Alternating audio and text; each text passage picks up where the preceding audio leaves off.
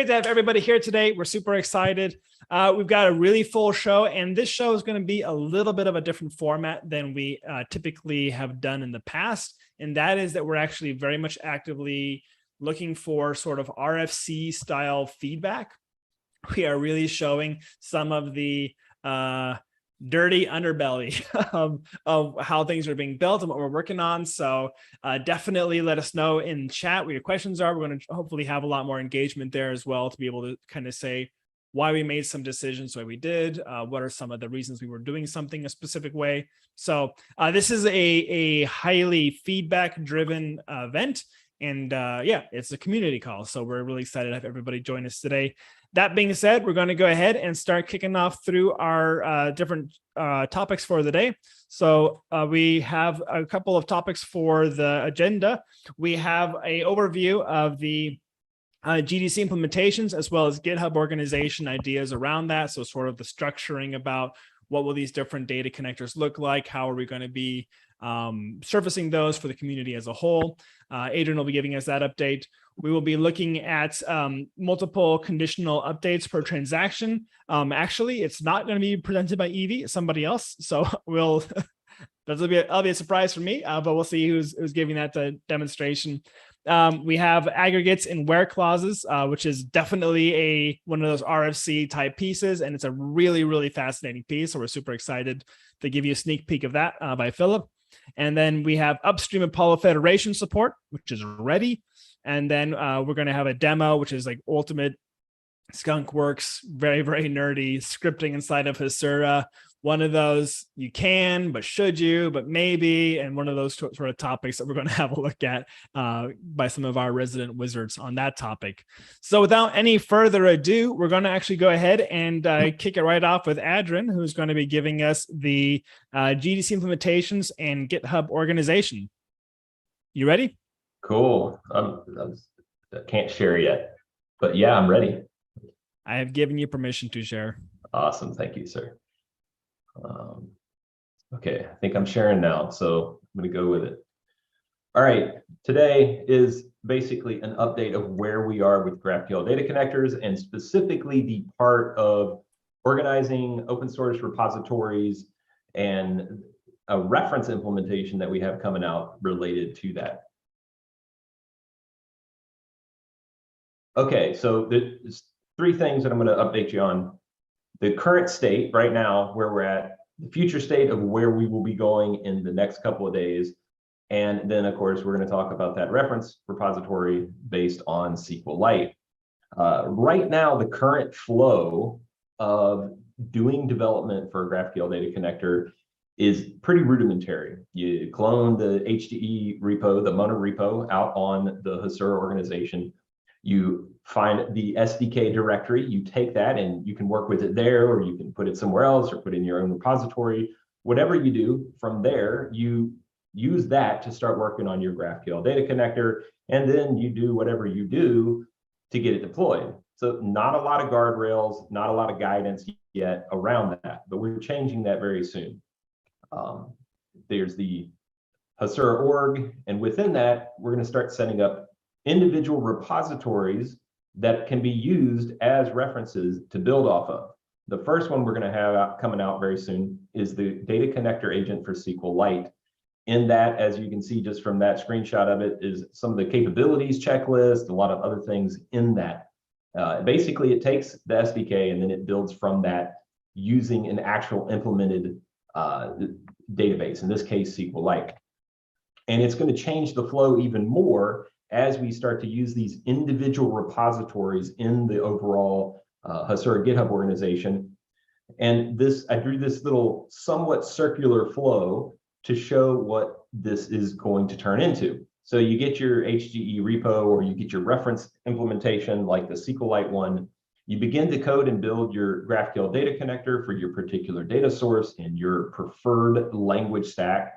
And as soon as it's ready for deployment, this is where things will start to change a lot in the coming days, because we're going to set it up so that as you commit it to your particular open source repository, automated testing will begin, and that will test the interface to make sure that the contracts are met, the functional tests, whatever those may be, particular to the data connector will be run, and onward to the build test to verify that it builds into a container to be deployed.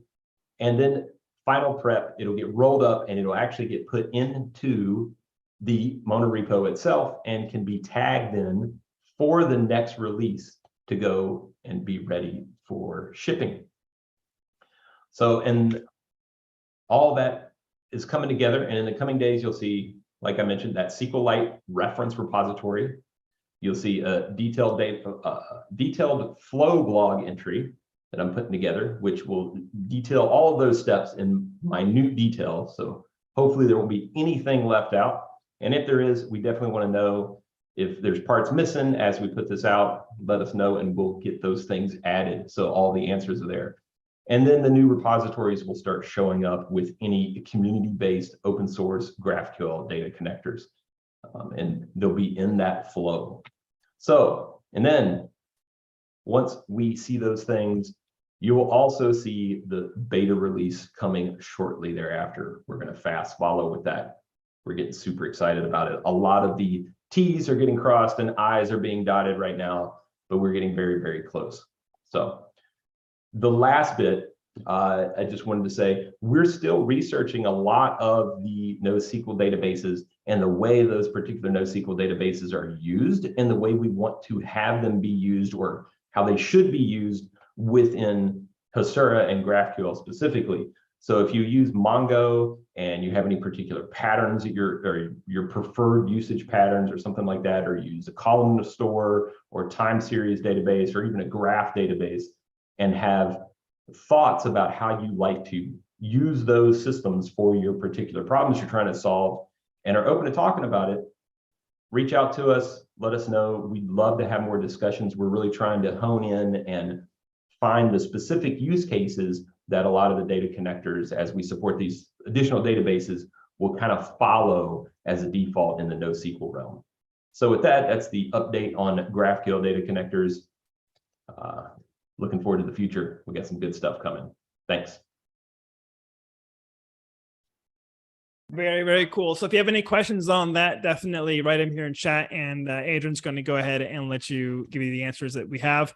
It's something that we're really excited about. It's part of our whole ethos of being open source, trying to actually surface this content for the community as a whole, because if you want it and built it, there's a very good chance somebody else wants it and needs it too. So share and share alike is sort of the whole open source story that we like to tell here. So with that being said, we're going to move on to our next talk, and I'm going to actually have to bring Philip on first because I need to do a quick adjustment to the agenda.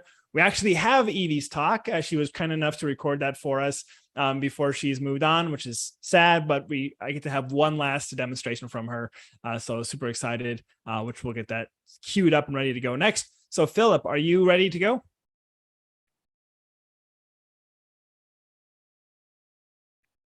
Might be muted.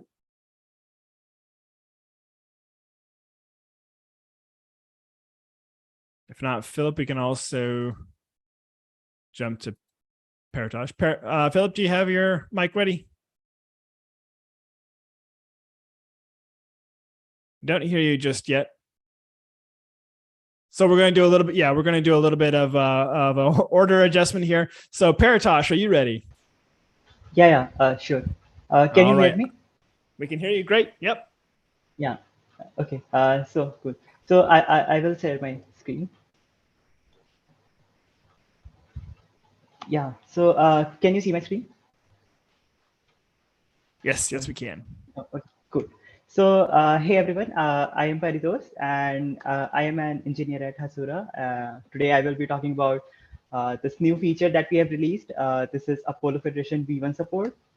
We are pretty excited about it, and we also want you to try it and give us some feedback or reviews. So let's talk about the feature first. So first thing first, this is supported across all backends. That means that you have Postgres or MS SQL or anything. So you can connect your Hasura instance to Apollo federated server. Now this is an experimental feature, so you will have to turn on the experimental feature first before using it. and it was released in version 2.10. So it is available for all the Hasura versions above version 2.10. Now, what exactly is this feature? It will allow you to connect your Hasura instance as a subgraph in Apollo's federated gateway. And also it will allow you to reuse the types that are generated by Hasura in your other subgraphs. We will look at that in a demo as well. But there is one catch here. Like, this feature doesn't allow you to reuse your types that are in your other subgraphs in your Hasura instance. So if you want to do something like that, we recommend you to use a remote schema relationship. Say, for example, if you have a subgraph which has some type, then you need to connect that subgraph as a remote schema in your Hasura instance, and then you can create appropriate relationships to reuse that type. So moving ahead, how will we use it? So it is an experimental feature, so you need to first turn on the feature, and then you need to add your instance in the Apollo's gateway. It is pretty straightforward, and you can read more about this in the docs also. And now you want to do more, like you want to reuse your types that are generated by Hasura in your subgraph. So what you will do, say, for example, say I have a table called user, and Hasura will generate the type user for me. So I want to reuse that type in my other subgraph. So what I will do, I will go to the data tab, and inside that I will click on my table user, and then I will go to the modify tab, and I will see this cute little toggle for enabling the Apollo Federation. I will turn on that, and that's all. Like, you can now reuse your type user in your subgraph. It is pretty simple to expose your types from Hasura in your other subgraph. So let's quickly take a look at our demo. So for demo, I will be starting my Hasura as a Docker. So I have this version 2.10.1, and it is backed by Postgres 12. So let's do that. Okay, cool. So I think we have our Hasura up and running. Let's check. Yeah. So I have this test table here, which is nothing. There are some IDs here. So let's try. So I have turned on the experimental feature, and you can see that we now have one more extra field here called _service, which indicates that okay, now Hasura can be connected to a Apollo federated gateway. Now let's quickly do that. So I have this other subgraph. I will talk more about this later. So let's start that. And now, so I have now a server running at this and 4001, and I have Hasura, which is running at 8080. So I want to use these two graphs in my Apollo federated subgraph. So what I will do, I will create a gateway. So I just need to list down the different GraphQL servers that I might have. So I have this Hasura at 8080 and my other graph, which is at 4001. So I will quickly start that. Cool. So it is now running at 4000. So let's have a look. So this is this sandbox is a tool which is created by Apollo. It is pretty good if you want to play around with your GraphQL server. So we can see here that we have our fields which are generated by Hasura, this test aggregate and test by PK, and this get user data. This is generated by our other subgraph. As you can see here, in the type query, we have this field called get users data. Okay, cool. So we can query some fields here if you want to. Yeah. So everything is working. Now I want to do more. Like I want to reuse the type which is being generated by Hasura in my other subgraph. So let's have a look at the data. So I have this table called user that I was talking about. And if we go to the modify, so it has some columns ID, email, and CT. And if we go to the modify tab, we will see that we now have this toggle, enable Apollo Federation. We can quickly enable that. Now that's all. Like this is everything you need to do on the Hasura part. Now you just need to go here and reuse your type by defining some schema which will reuse your type. So in case in this case we have this type user which has this ID and name. This will come from this Apollo server. So we have this our little database which has two entities here with ID and name, and this is the resolver for that get user data, and it is up and running. So let's quickly restart the gateway because our Hasura has changed now. So we are going to restart it. Yeah, cool. So let's now have a look at this get. Okay, so cool. Now we can see that our new types, the new fields that were exposed, user, aggregate, and user by PK are now also here. So let's have a look at this get user data. So as you can see here, it has more fields now. So it has ID, name, email, and city. So if we run this, now you can see this has everything, but this ID and name, this is coming from our GraphQL server here. But the other fields, the city and email, this is coming from our Hasura. As I have said, this has this email and city here. So this is how you can use your Hasura instance as a subgraph in an Apollo's federated server. We have a pretty cool doc here also. So I will suggest you to check it out. I will post the link in the chat for you to check it out. So thanks a lot. Thanks everyone. If you have any questions, please do ask in the chat. I will reply there. Thanks. Thank you. That was a great demonstration, and definitely a feature we are expecting to see a lot of people want to take advantage of, because a lot of people have an Apollo ecosystem set up, and Hasura plays with everybody. So that's a really great to see that we have done, and really appreciate the amount of work that's gone into making that possible as well, because that was not a straightforward thing to implement. So we really appreciate the work from the product team, the engineers behind that. With that being said, we're going to go ahead and give an attempt now for Evie's demo. I'm going to try to run that from my machine here locally. So just give me one moment while I share that up here. It's not something that I'm usually doing with this. So let me go ahead and try pulling that up. Share the sound. And should be about ready to go. Let's give it a shot.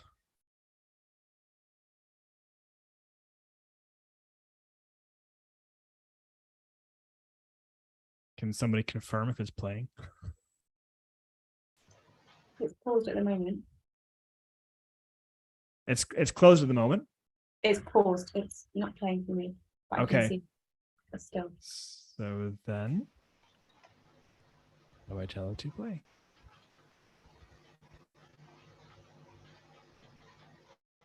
I'm going to try another technique here to play that back then, because that's less helpful when I can't see it. So let me try another approach here real quick. Sorry for the delays here.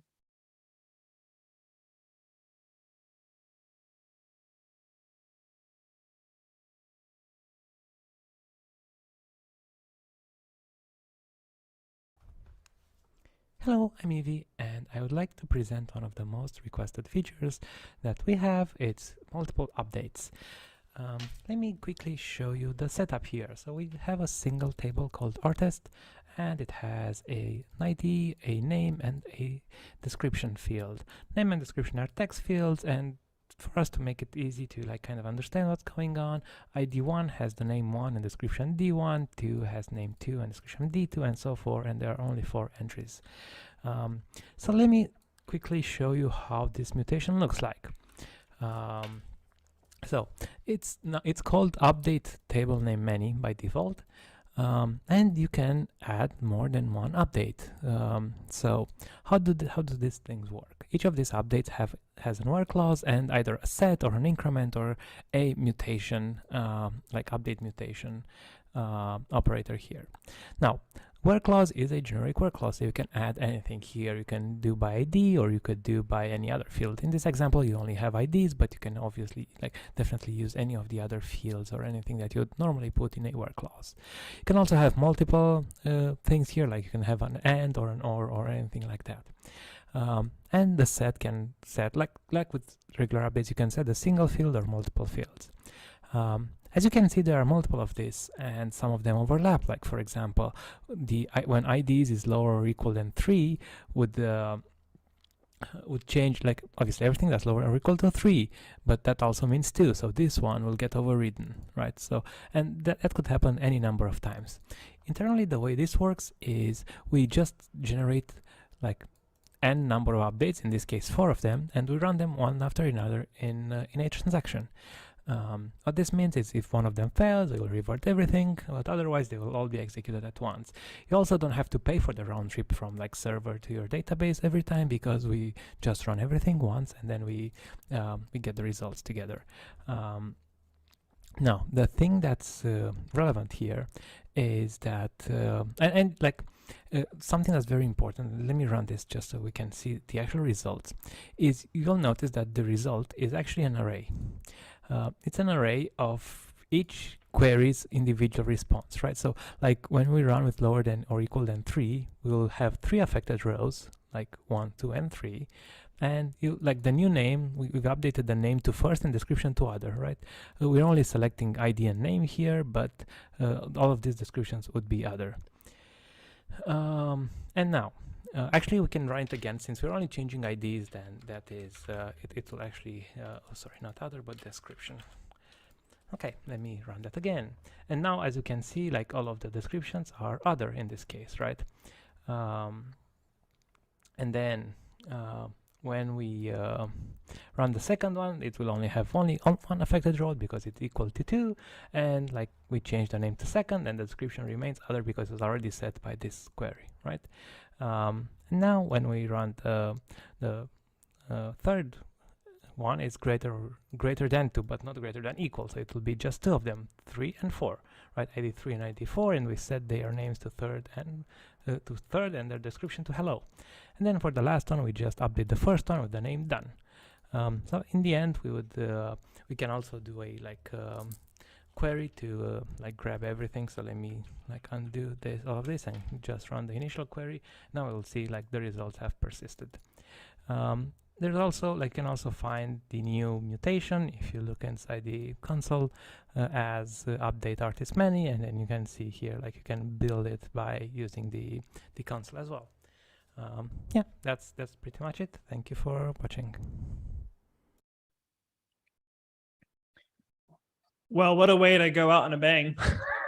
What a fantastic feature, multiple updates. That is going to be something that's going to come in handy for so many patterns out there. So I'm really, really personally excited about that. As somebody who does a lot of front-end development, being able to do multiple mutations like that is really going to be super powerful for a lot of people. So we'll take the questions in chat on that. And with that being said, we're going to go ahead and see if Philip is ready to go. Philip, is your demo ready? Your audio is not coming through, which was sad because it was in the when we were working on it earlier. Give it one more minute here to test that out. Going to try rejoining. Very good. And I can see questions already coming in about the multiple updates features. So we'll have some people answer that in chat. While we're waiting for that, we're going to go ahead and move on to I guess the last one we have is the demo for the scripting. Let's see if we can maybe give it a test. He's already back. Let's give it a shot. Philip. How are we doing now? Can you hear me at all? Hey, we can hear you. Very good. Woo, excellent. All right. On with the show. Yeah, stage is yours. Okay. So do you all see my chat screen? Yep. Okay, good. So, so this feature is about having the ability to use aggregation functions inside where clauses. And what that lets you do is, I think, easily illustrated by an example. So suppose we have a data model that contains albums, and albums have tracks. Tracks reference an album by their ID, and they can have a title and a duration of seconds. and then we'll in Hasura terms we'll be tracking the array relationship, tracks of an array as or tracks of an album as an array relationship on it.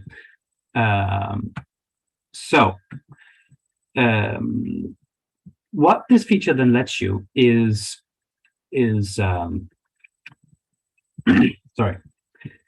express queries such as give me all the albums that have more than 10 tracks, or that have more than 10 tracks that are 120 seconds long. And currently all I can show you, unfortunately, is just the schema of it, because the execution backend hasn't been implemented yet. But the new thing is that you get this inside the where clause for albums. You now have this tracks aggregate. Yeah, there's still room for improvement in naming, and that lets you select the different aggregation functions that Postgres has. Currently, I have only for this example put in a count, but you could put things like maximum or minimum or correlation between two columns and anything basically that Postgres supports of aggregation functions, and then make filtering predicates based on those. It's a bit similar to what we already support in that there's already something to do with tracks, with array relationships, like that basically says that lets you filter if there exists an element that has a certain property. But this new thing lets you do functions over the entire thing, over the entire set of elements that match in an array relationship. So yeah, I mean, quite simple, I suppose, and that's all there is to it. You have the ability to like select what columns your function should range over. For count, that's not necessarily that's not a prerequisite, because if you don't put it, it'll default to the star argument for count, which is, I think, the form you see most often. And you also have the ability to set whether whether it should only count distinct elements. So yeah, that's like properties are general to all aggregation functions that you can apply. Yeah, that's pretty much it. I hope that's something people can enjoy once, we actually implement it. No, I mean, this is a very, very powerful functionality for people who need to be looking at the whole of something. Some questions, since we have a couple of minutes to dive into this. So first of all, where can people go to give feedback on this? Because obviously this is in the phase where we're definitely open to feedback and RFC.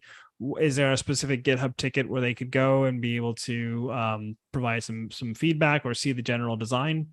That's actually, I know there is in fact a GitHub issue. It's just that I don't have it handy, but I can see if I can find it, and then I'll post it in the chat, because I know there is one. And we have a question from Gavin on, does this facilitate group by operations as well? No, we don't. This doesn't enable any grouping. It doesn't change what it doesn't change what we're returning in terms of we're still returning like we're still returning a list of album records for each row in the album table.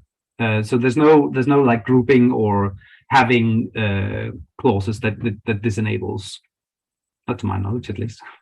Yeah, I mean, but that may be something. So Abby has been kind enough to go ahead and post inside of chat the issue to provide feedback. If grouping and those kind of functionalities are something that the community is desperately wanting or needing, that is a perfect place to provide that feedback, because we're in the middle of the think around this entire feature set.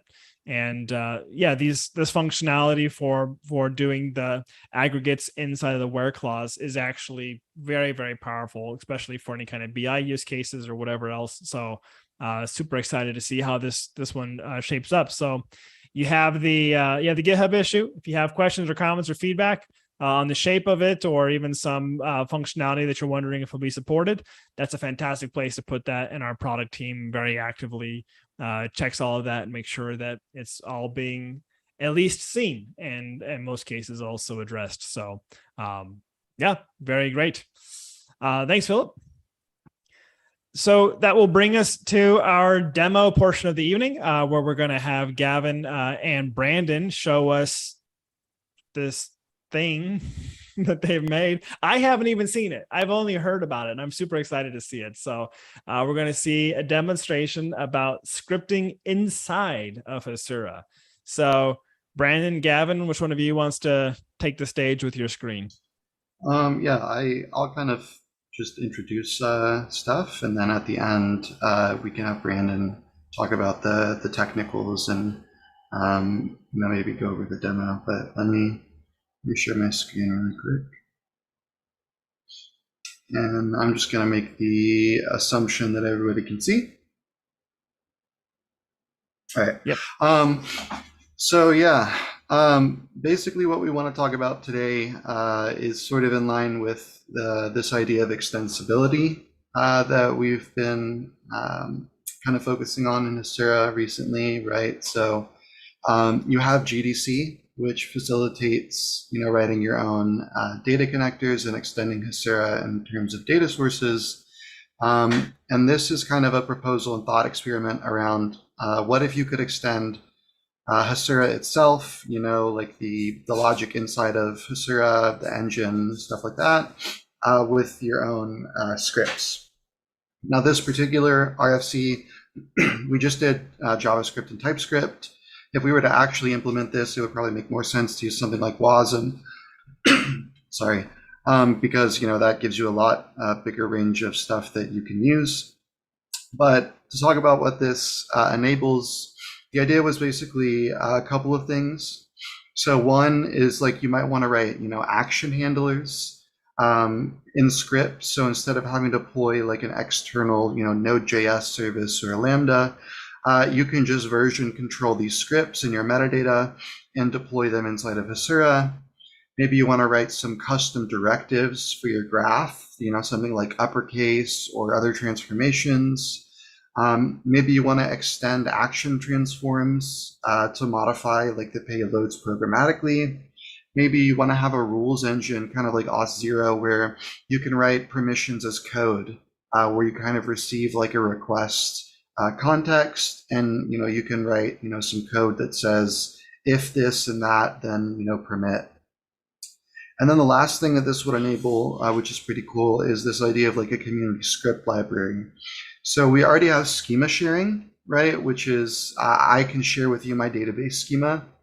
But if Hasura supported scripting, then you would be able to combine the sharing of a database schema with the sharing of application logic to be able to deploy entire app features. So maybe that means that you upload a user table schema along with like sign up and login handler code, and I can just download the entire app feature in like one click.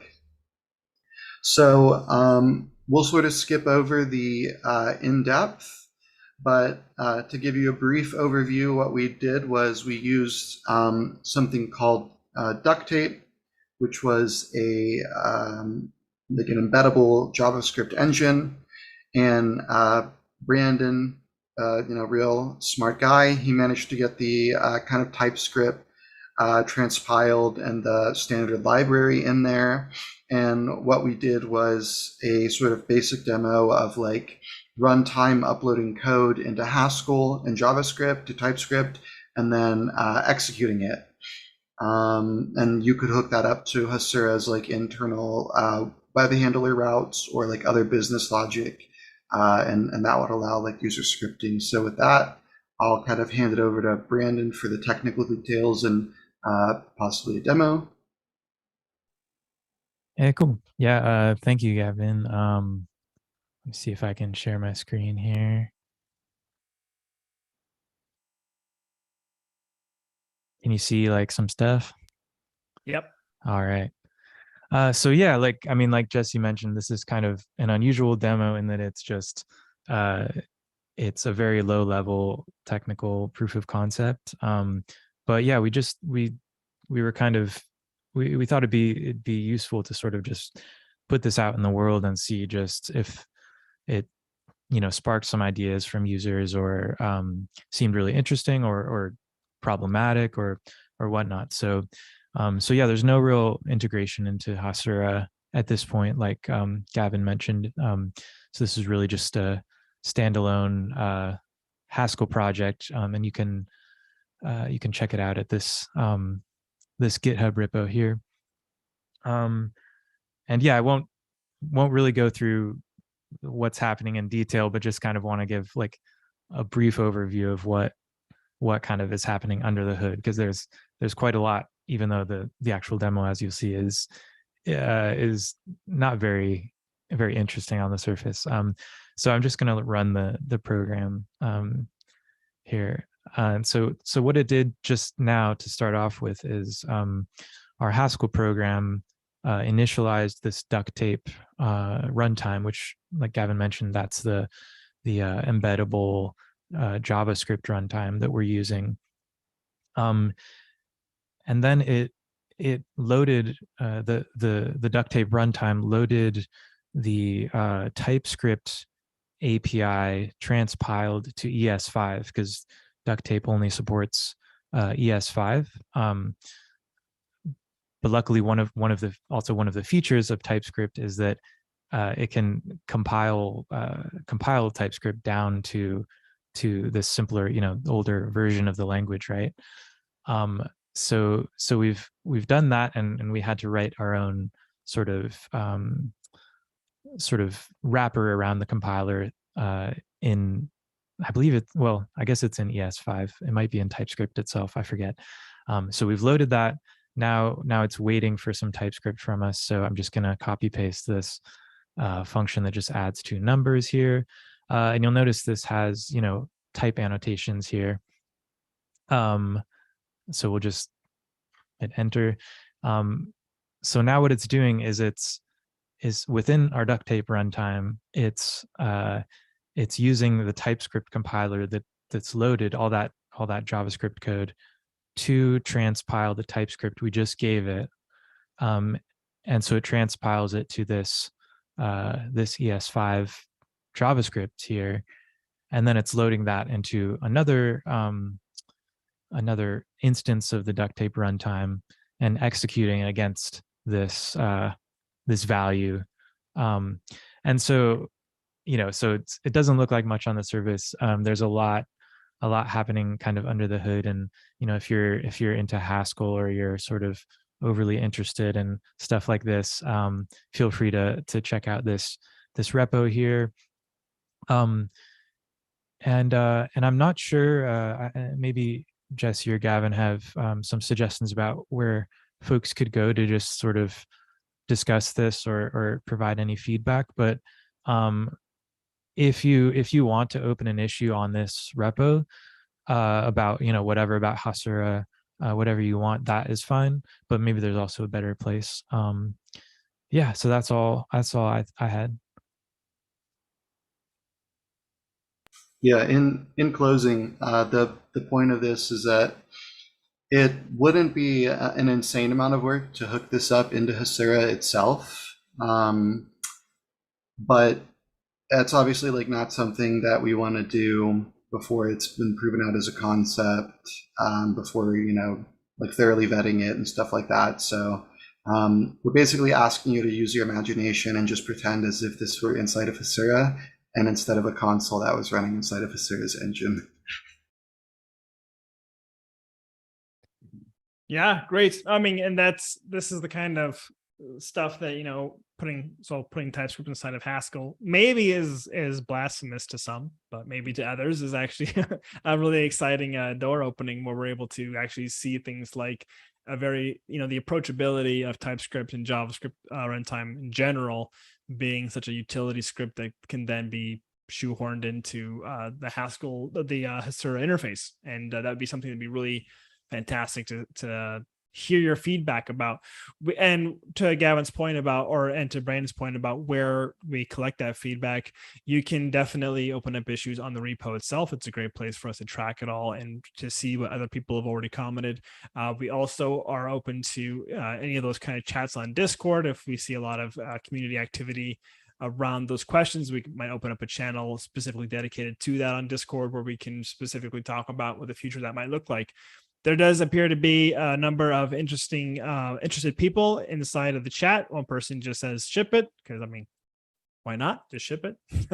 Yeah, we'll definitely see some more questions there inside the chat. We're happy to have a look at those. With that being said, we're going to head and move forward on to the rest of our community updates. We have a couple of things that want to point your attention to.